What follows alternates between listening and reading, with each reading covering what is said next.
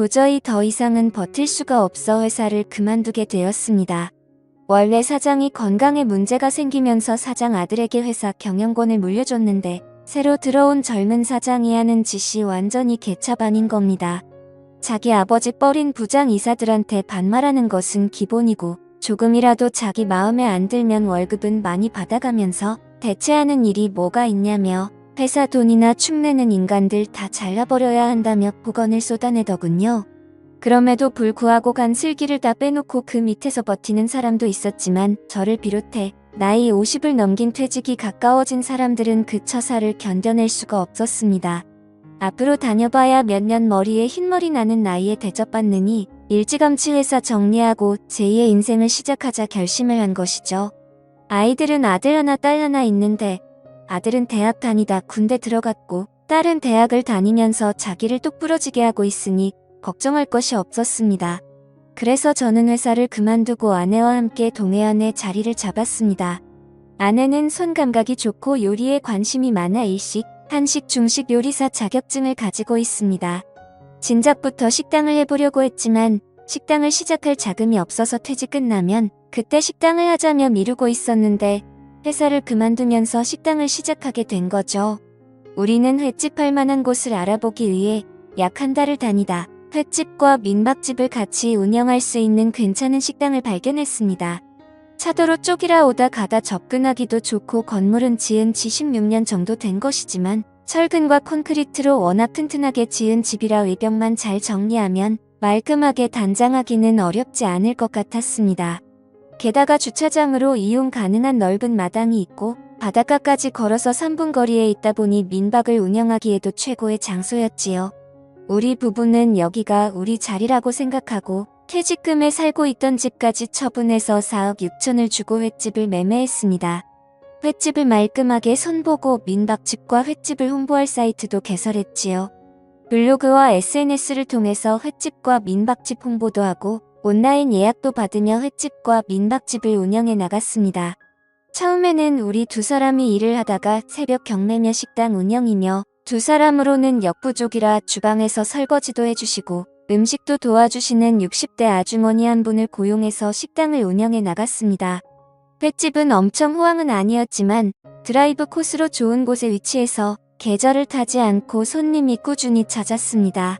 저는 저대로 아내는 아내대로 바빴고 기덥고 가게 새 없이 하는 장사이다 보니 미치는 장사는 아니었습니다.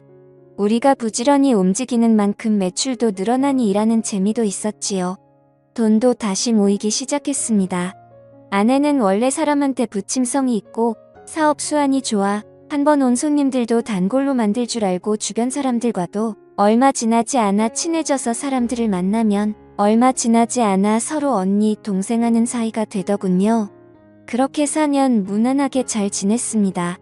그런데 호사다마라고 하더니 좋은 일에는 뽕마가 끼더군요.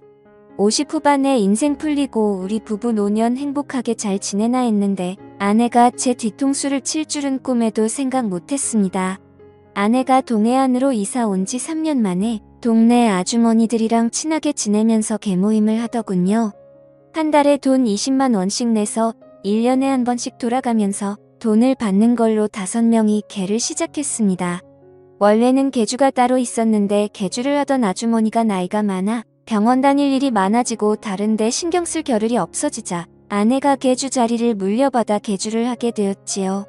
개모임을 하는 사람들은 서로 마음도 잘 맞는지 가끔 모여서 술도 한잔하고 봄에는 같이 꽃놀이도 가곤 하더라고요. 우리 식당에 와서 밥을 먹기도 하고요. 그래서 특별한 예약 손님이 없으면 아내는 사람들 만나서 스트레스 푼다며 약속을 잡아서 나가고 일 정리는 주방 아주머니하고 제가 했습니다. 그런데 아내의 외출이 꽤 잦았습니다. 어떤 날은 모임이 있다고 나가고 어떤 날은 돈을 거들러 나간다 하고 저녁이 되면 손님 빠지기 무섭게 밖으로 나가더라고요. 무슨 재미난 약속이라도 잡아놓았는지 일을 하면서도 손님들 언제 빠지나 눈이 빠지게 기다리면서 시계 한 번 쳐다보고 손님 한 번 쳐다보고 나가고 싶어서 한 달이나 있었습니다. 그런데 한 번 나가도 길어야 2시간이라 크게 신경 쓰지 않았습니다. 그냥 바람 쐬러 다녀오나 보다 생각했지요. 그런데 어느 날 아내가 나가고 바로 손님 4명이 왔습니다. 아내가 없으면 해를 뜰 사람이 없어 저는 아내한테 바로 전화를 했지요. 그런데 아무리 전화를 해도 전화를 안 받는 겁니다. 그래서 손님들한테 너무 죄송하다며 오늘 주방에서 일하는 사람이 일찍 나갔다고 다음에 오시거나 아니면 한 종류로 드시라고 했지요. 그랬더니 그냥 해물탕으로 해달라고 하셔서 주방 아주머니한테 해물탕을 달라고 말씀드리고 저는 계속 아내한테 전화를 걸어봤습니다. 그런데 한참 동안 전화를 받지 않더니 20통도 넘게 했을 때 그제야 아내가 전화를 받더라고요. 저는 순간 너무 짜증이 나서 손님 왔는데 뭐 하는 거냐며 왜 전화도 안 받냐고 소리를 쳤더니 아내가 어쩔 줄을 몰라 하면서 지금 간다며 30분 후에 도착했더라고요. 그때 와봐야 이미 손님들은 닭 먹고 있었고 급한 불은 다 끈 다음이었지요. 저는 주방 아주머니 고생하셨다고 먼저 가시라고 하고 아내하고 늦게까지 정리하고 집으로 왔습니다. 제가 도대체 뭐 한다고 전화 오는 줄도 몰랐냐면서 전화는 왜 안 받았냐고 하니 언니 동생들하고 수다 떨다 전화를 진동으로 해놔서 몰랐다고 다음에는 전화 잘 받겠다고 하더군요. 그래서 저는 한 번만 더 이런 식으로 하면 앞으로 개모임이고 뭐고 아무데도 못 갈 줄 알라면서 단단히 일러두었지요. 아내는 알겠다고 다음부터는 전화 꼭 받겠다고 하더군요. 그리고 며칠 잠잠하더니 그 다음 주 아내는 한동안 동생하고 언니를 못 봤다고 잠깐 보고 와도 되겠냐고 하더라고요. 그래서 저는 그때 한마디 한 것 때문에 내 눈치 보는 것이 미안해서 나갔다 오라고 했죠. 하루 종일 일한다고 힘들었으니 스트레스 풀고 오라고요. 그런데 그 다음날 아내하고 개모임을 하는 아주머니 한 분이 식구들하고 저녁을 먹는다고 우리 식당에 왔습니다. 그리고는 아내를 보자마자 요새 식당이 엄청 바쁜가 봐 얼굴 보기가 힘드네. 하기사 얼굴 보는 게 뭐 대수야 식당 잘 되는 것 같아서 나도 좋네. 하더라고요. 그랬더니 아내가 제 눈치를 보면서 대답도 제대로 못하고 그냥 그렇지 뭐 말을 얼버무리더니 뭐 먹을 거냐면서 말을 돌리더라고요. 저는 이상하다 싶었지요. 어제 분명히 개모임 갔다 온다고 했는데 개모임에 같이 하는 사람이 얼굴 본 지 오래됐다니요. 무슨 착오가 있는 건가 싶어 밤에 아내에게 어제 모임에 안 나갔냐고 물었지요. 그랬더니 아내가 그러더라고요. 당연히 갔었지. 그런데 저 언니가 늦게 와서 나를 못 봐서 그래. 나는 당신 기다릴까봐 일찍 나왔지. 그래서 그러는 거야. 그때까지만 해도 저는 아내 말을 믿었습니다. 그런데 그 다음날 아내가 오늘 식당에 손님도 일찍 떨어졌으니 또 나갔다 오겠다고 하더라고요. 그래서 어디를 또 나가냐고 하니 오늘은 오랜만에 여자들끼리 모여서 노래방에 가기로 했다나요. 그래서 알겠다며 보냈는데 아내가 나가자 식당에서 일하는 아주머니가 혼잣말로 찝찝해. 나는 저렇게 성실하게 식당에 붙어서 일하는데 저렇게 틈만 나면 나가니 소문이 나지 않나? 어쩌려고 저러는 건지? 아니 굴뚝에 연기 나랴. 하여튼 말세다 말세. 하시는 겁니다. 그래서 제가 무슨 소문이 났어요? 혹시 집사람한테 안 좋은 얘기 돌아요? 하고 물었지요. 그랬더니 아주머니가 주저앉으실 듯 깜짝 놀라시면서 나는 아무 말 안 했는데 무슨 말 들었어? 하시더라고요. 그래서 제가 방금 얘기하셨잖아요. 소문이 났다고 말세다 하셨잖아요. 그랬더니 주방 아주머니는 나 몰라 나 아무 말 안 했어. 나 일 다 했으니까 가도 되지. 그럼 내일 봐. 하고 도망치듯 나가시더군요. 저는 뭔 일이 나도 제대로 났구나 생각이 들었습니다. 상당히 느낌이 안 좋더군요. 저는 아내랑 같이 개모임을 같이 하는 아주머니 집에 전화를 걸어봤습니다. 오늘 노래방에서 만나기로 했다던 아주머니가 전화를 받더군요.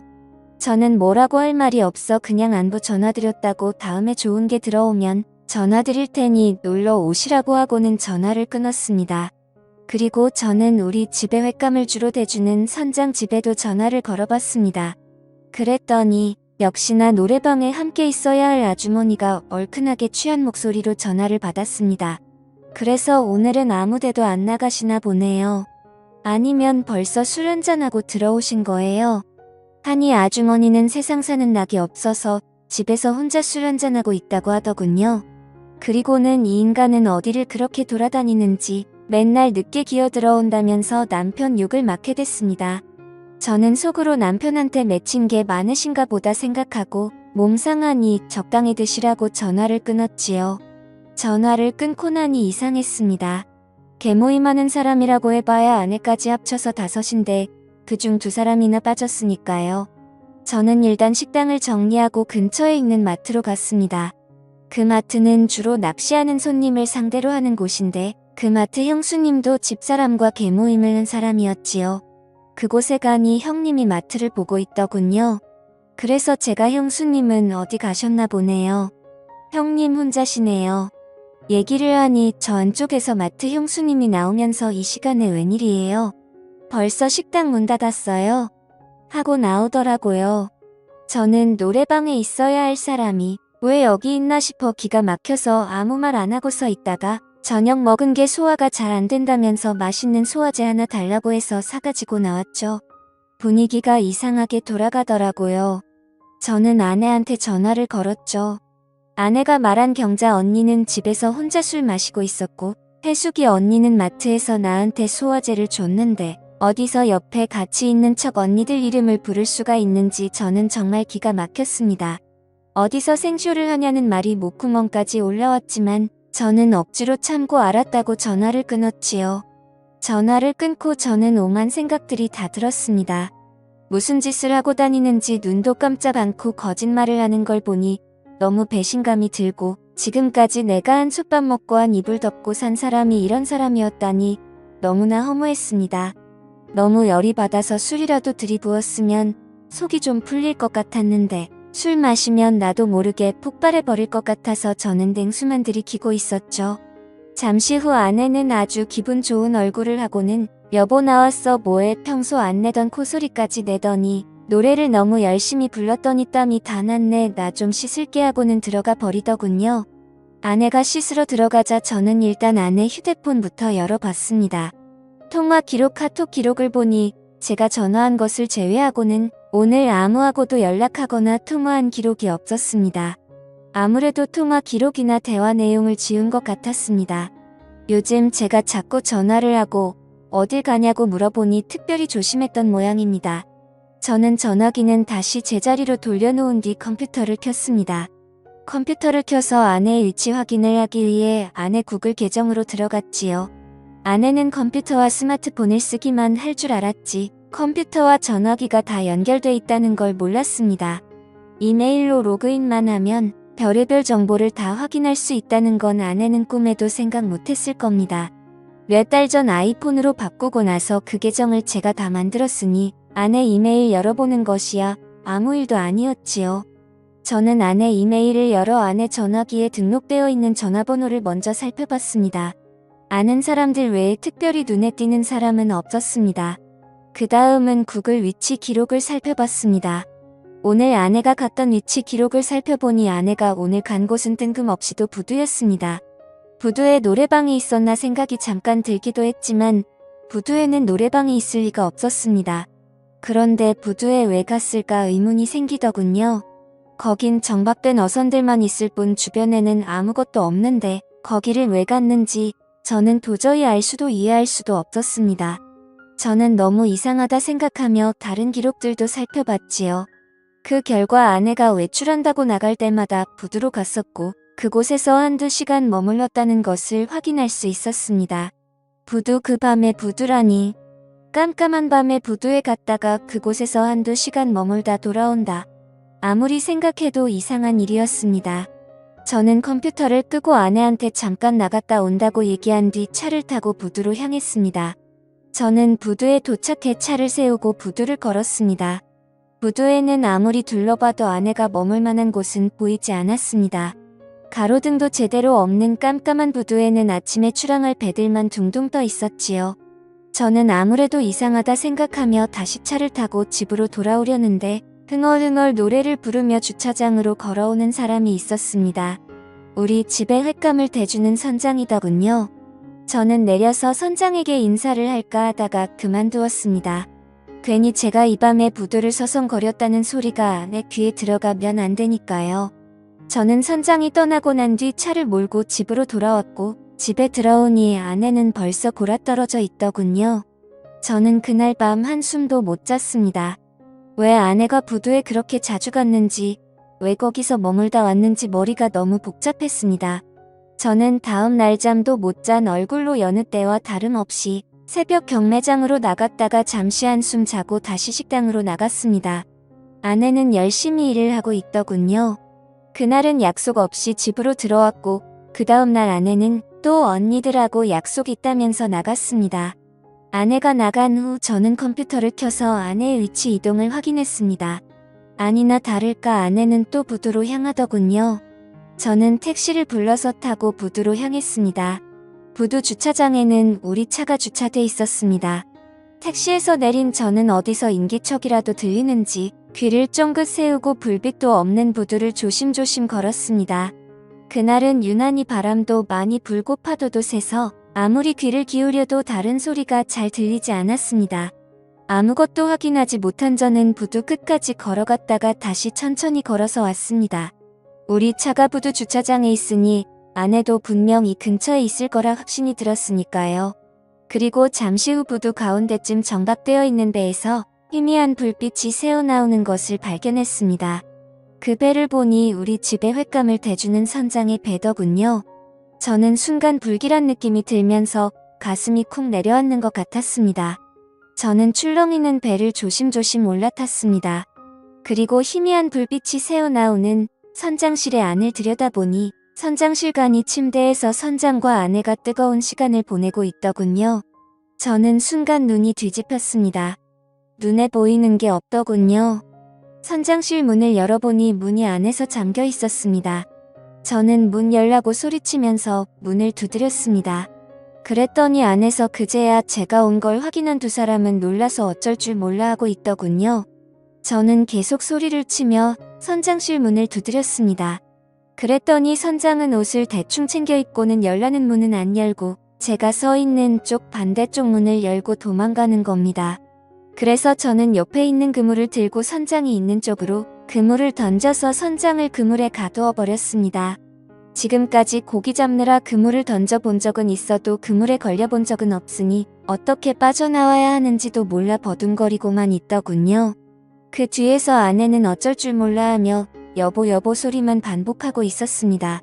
옷도 제대로 못 챙겨 입고 어쩔 줄 몰라서 서 있는 모습을 보아도 기가 막혀서 어디서 딴짓하고 누구 보고 여보라고 하냐고 네가 제정신이냐고 평생 처음으로 아내한테 쌍욕을 내뱉었죠. 저는 저 정신 나간 인간을 어찌할까 하다가 아무리 욕을 해도 분이 안 풀리길래 아내한테도 그물을 던져 아내도 그물에 가둬버렸습니다. 둘 다 그물에 걸리니 빠져나오려고 난리도 아니더군요. 저는 바로 선장 부인한테 전화를 했습니다. 두 인간이 이 밤에 배 안에서 난리를 치다가 나한테 딱 걸려서 둘 다 그물에 가둬놨으니 끌고 가든지 새벽 경매에 넘겨버리든지 알아서 하라고요. 얼마 안 있어 선장 부인은 마트 아는 형님네 차를 얻어 타고 셋이 함께 부두로 달려왔더군요. 선장 부인은 둘이 갇혀있는 모습을 보니 그 자리에 털썩 주저앉아 땅을 치고 울더니 어디서 고기 퍼는 플라스틱 삽을 가지고 와서 네가 인간이야. 내가 온갖 고생해서 배 사줬더니 이제는 하다하다 배에서 이런 짓을 해. 바람난 게 한두 번도 아니고 이게 몇 번째야. 네가 인간이야? 네가 인간이냐고 악을 쓰면서 그물에 갇혀있는 선장을 베버리더라고요. 옆에서 보고 있던 마트 형님은 형수님 진정하라고 말리며 말로 하라고 하고 저한테는 와서 일단 그물부터 풀어주고 집에 가서 말로 하라고 하더군요. 그 옆에서 선장 형수님은 인간들 인간도 아니라면서 그물에 묶어서 바다에 던져버려야 된다며 계속 악을 쓰고 있더군요. 마트 형님은 계속 우리 두 사람을 달랬고 그러는 중에 마트 형수님은 그물을 잘라서 두 사람을 그물에서 빼내주었습니다. 그물에서 나온 두 사람은 고개만 푹 숙이고 말도 못하고 있더군요. 마트 형님은 일단 자기 차에 다 타라며 우리를 마트 형님 본고에 태우고 선장 내에는 선장의 집에 우리 내에는 우리 집에 바래다 주고 갔습니다. 말로 하라고 신신당부를 하면서요. 집에 온 아내는 손이 발이 되도록 빌더군요. 저는 아내가 그러고 있는 꼴도 보기 싫어서 양동이에 물을 받아와서는 얹어버리고 양동이로 얼굴을 덮어버렸습니다.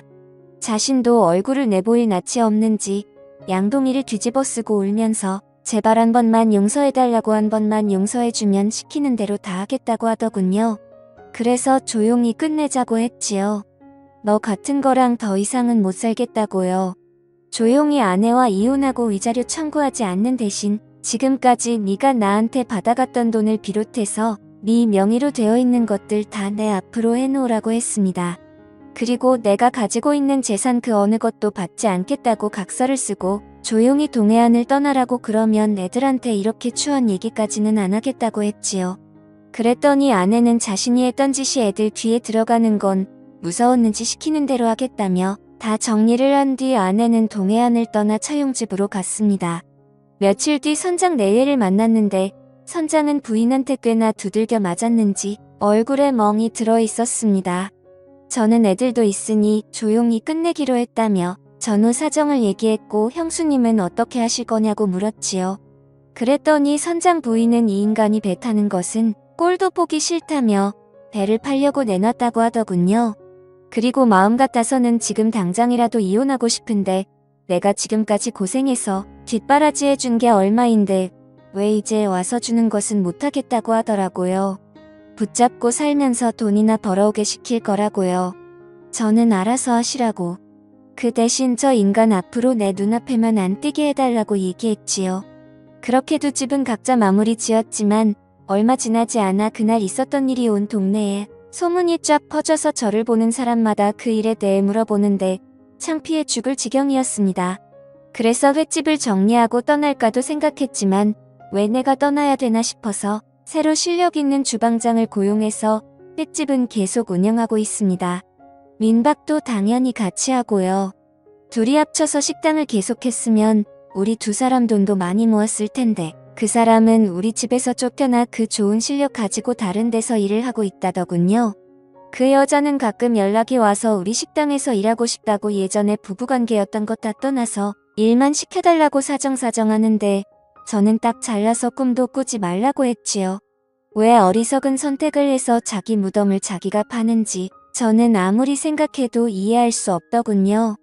저는 아내를 죽기 전에 용서할 수 있을지 모르겠지만 언젠가 아내를 용서하고 진심으로 얘기를 나눌 시간이 온다면 이번 생은 물론이고 다음 생에라도 그런 과오는 범하지 말라고, 그건 너 자신과 상대방을 다 죽이는 일이라고 꼭 얘기해주고 싶네요.